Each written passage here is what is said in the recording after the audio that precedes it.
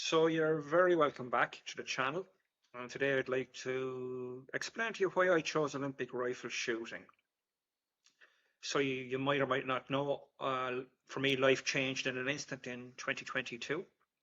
After my accident, I was looking to find a direction. Um, I'd come from a previous role where I was IT infrastructure, cloud technology, software development manager, project manager type roles. By day, by night, evenings, weekends, I was a friend in groups. I was a sailor in sailing groups. And I suddenly lost everything from the neck down that would lead me to go back into those roles. So I had to sort of figure myself out, which I did relatively quickly in about 2 to 3 days, actually. I knew where I was going, had a plan in my head. I knew where I was going to, how I was going to do it and what the end looked like. Apart from the roles, I was looking at a hobby. I thought, I've got a lot of time in my hands now, metaphorically and physically. I've actually got a lot of time on this hand because the other one's not particularly good. Um, but I was looking for something that was a little bit immersive as well. Sailing is a sport I had come from previously, and it's quite immersive because you have a dynamic fluid underneath you. You have a dynamic environment, which is the wind above it, and the wind keeps changing, the fluid water underneath you keeps changing, so it's quite immersive. You don't get to turn off, or you end up swimming in the water. And I was looking for another sport that could fill that gap, one that I could, if possible, serve body and mind, which I did find, and that was in Olympic rifle shooting.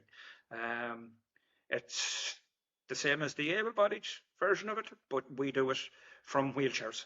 Um, Sorry, in my case, I do it from wheelchairs. Some people in my class can actually do it standing, as in sitting on a bench of sorts.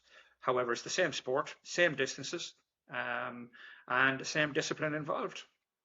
So the accident that caused the spinal injury I mentioned there, that was a sailing accident. I was competing in the Irish ILCA Masters in Dublin Bay in national championships in 22. And I got a smack on the back of the neck at C5 level from a bar on the boat. And it changed the way I navigate the world ever after. So my diagnosis, if you like diagnosis, it's central cord syndrome. It's like a piece of string. It's not a definite thing as such. It encompasses a whole load of different other elements. So I'm incomplete tetraplegic, which means I've got three limbs that don't work properly. When I say properly, my legs flap like Michael Flatley across the dance floor, except they don't have the same timing, and my left arm could beat the hell out of me if it kicks off loose. So I can't depend on those. There's another few elements there. I would have internal challenges as well. Anybody who wants to research spinal injuries, the lower down, the better. I got it at C5, which is up here in the neck, and not a good place to get it because everything below that is partially affected in some way. Um, Facing a different future, but not a different mind. Mind was still there. The body might have changed, but the mindset, the way I navigated the world, except for the physical, still stayed the same. So I was looking for, I suppose, a sport that could fulfill all my requirements, which are challenging physical, challenging mental aspects. And getting out of the hospital, 7th of December, I got out of there. That was a toughish one, 7 months. Got home, looking for the next step in sports, in a way forward. And I was looking for something that gave me structure and discipline. I like the discipline, I like structure, I love processes, software development, IT infrastructure type stuff, cloud technologies, all focused on processes, all focused on discipline as well. Um, but it was definitely a path to something I was looking for, not a gap filler. And I definitely found that with shooting. It's a complete mind and body experience for anybody who's interested in finding out about it. Adrenaline is not your friend. It doesn't matter if actually you're better off not being a bodybuilder because we only need enough muscle to create a stable structure to mount a rifle on. We don't need extra muscle. It's no use to us. On the other side, a lot of work has to be done on the psychological side of things because the belief is, or the way I deal with it is, nothing happens before the shot I'm in and nothing happens after the shot. Only what happens within this shot, and that takes a little bit of training. So combining both of those, the sport has given me everything I need. The first exposure to sport, I went online. It may or may not sound funny, but I actually typed in parachuting. Thought, you know what, we'll try do something exciting. And what ended up in Google was parachuting. First ranking list was Target Shooting Ireland, TSI, and that's the national governing body here in Ireland. And that's how I started. Sent an email in, got a reply from Siobhan, the lovely Siobhan, who's the coordinator secretary for the organisation, and she put me in contact with the National Airgun Training Centre and Jeff. Jeff was my first coach, and very enthusiastic, and what I found out after, passionate about the sport, which really helps. So Jeff invited me along. I went on a Tuesday. It's coming up on a year now since I started. So about this time last year, went out and did what I call a try before you buy. And I did the pistol, was looking and seeing rifles, and I thought, you know, I'd really like to go with those. So I came back on the Thursday to try the rifles, went home, got a phone call asking if I wanted to come in and take part in a competition that weekend. I thought, you know, a bit of a token gesture, guy in the wheelchair, let's get him out. And what I didn't realise was that's not the way they do things at all there. Entered the competition on the Saturday, and on the Sunday got a phone call to say I had won both the pistol and the rifle. Rifle was a better result, and it's the one I feel more comfortable with. Therefore, I went forward with the shooting of the rifle. It's a different. The first day was one view of the sport. Then I sat and listened to Jeff and subsequently Matt, and it's far more than just pulling a trigger. That's actually what I love about it most. It's the shot plan, the shot process. It's executing something over and over again, refining the process. And it's about a thing called mastery. So we don't chase medals. I don't anyway. I don't chase winning. I actually chase more like execute the process. I love the process and look forward to training through the process and then carrying out the process at competitions. So it's the discovery of the discipline is what I've learned about the sport that really appeals to me. Most people would think shooting is down to the weapons. In our case, the sport is built on, I suppose, discipline, control, and repeatability.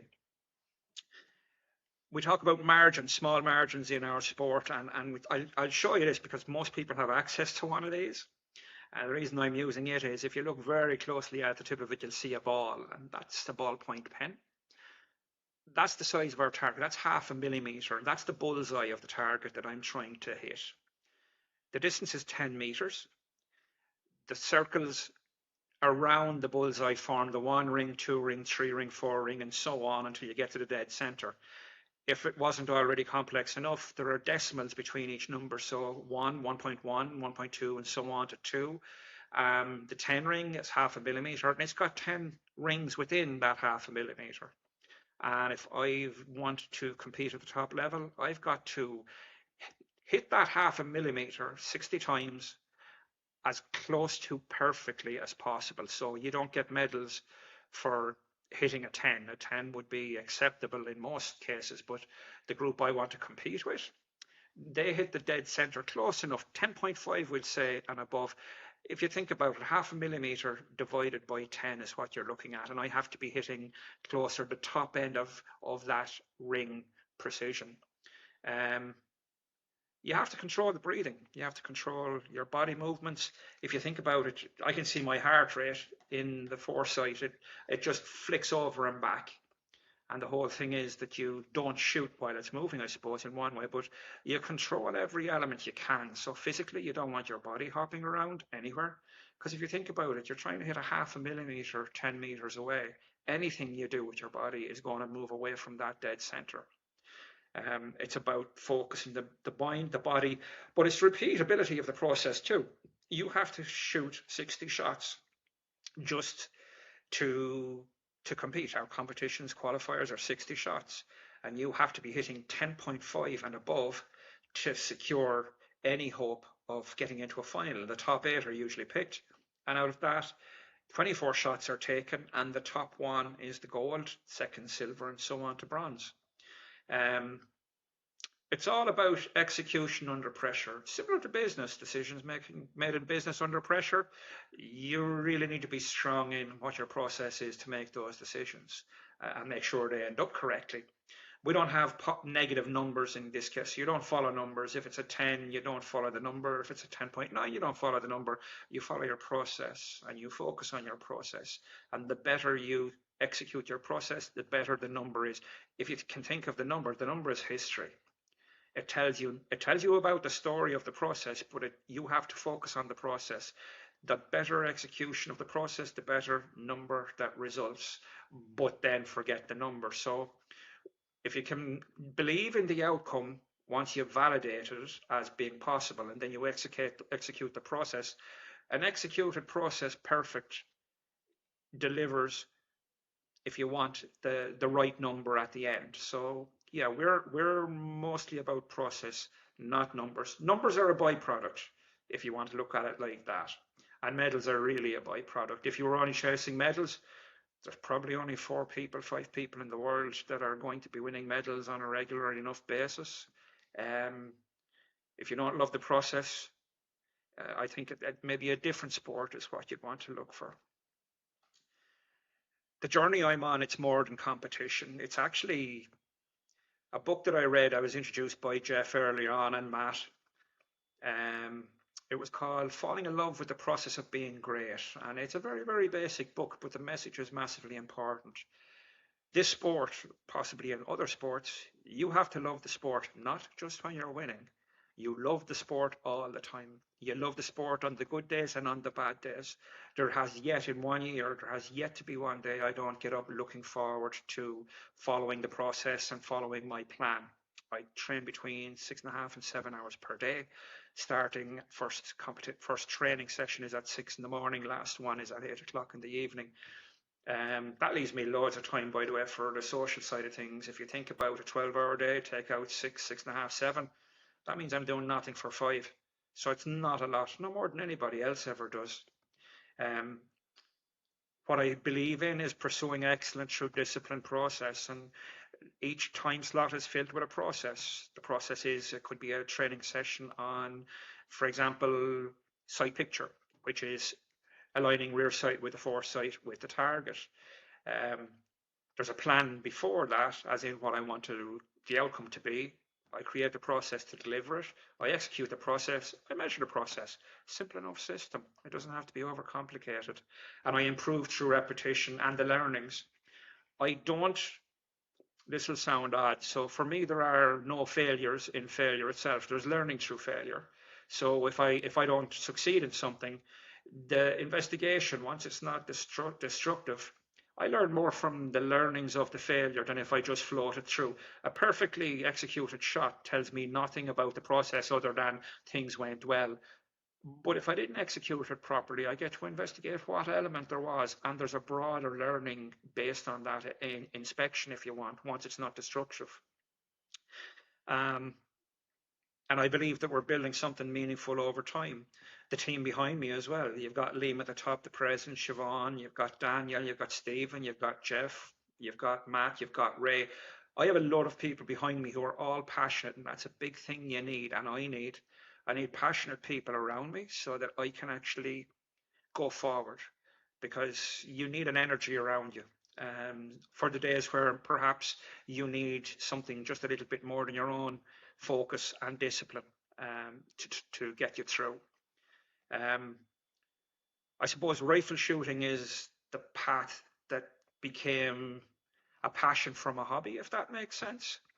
But what it's allowed me focus on the discipline and the precision and the control, I suppose. So it's for me, it's a wonderful environment to be in. I suppose I also would think that this is the beginning of the journey. I don't know where it ends. I didn't know where it ended in 22. I didn't know I was going to end up in such a wonderful environment with a sport like this back in 22 when things went a little bit different. But I wouldn't take it back for a second. No element of this would I take back for a second. I'm loving the journey. And we're going to have some good fun along the way. We're going to have some great stories, because there's great stories to be had. They'll be coming at some stage in the future. There's stories about every step of what we've done here that you'll be in the knots laughing at.